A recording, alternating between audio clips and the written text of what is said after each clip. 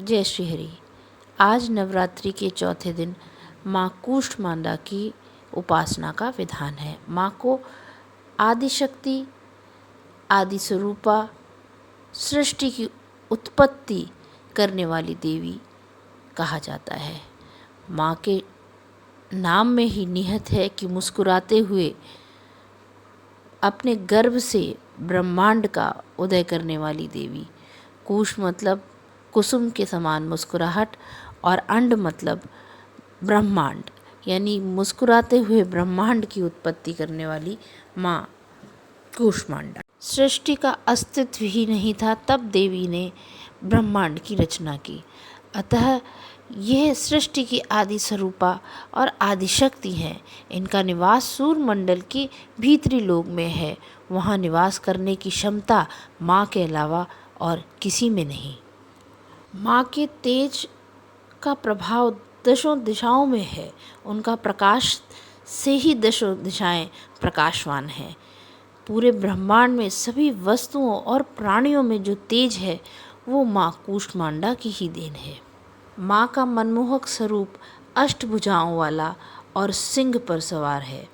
माँ अपनी 7 भुजाओं में कमंडल, धनुष, बाण, कमल पुष्प, अमृत कलश, चक्र और गदा धारण किए हैं।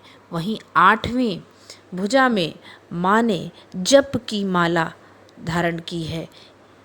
सभी अस्त्र शस्त्रों के साथ जप की माला विद्यमान होना ये दर्शाता है कि जीवन की सभी विधाओं में, जीवन की हर चीज़ का प्रकाश भगवान के अस्तित्व से जुड़ा है, जप से जुड़ा है, नाम संकीर्तन से जुड़ा है।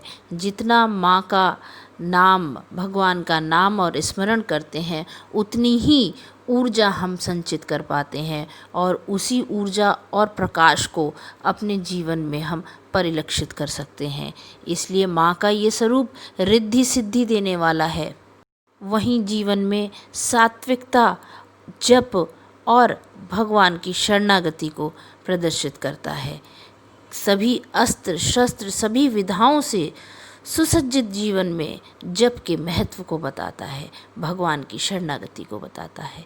इसलिए माँ को प्रसन्न करने के लिए उनके निमित्त बैठकर या देवी सर्वभूतेषु माँ कूष्मांडा रूपेण संस्थिता नमस्तस्यै नमस्तस्यै नमस्तस्यै नमो नमः।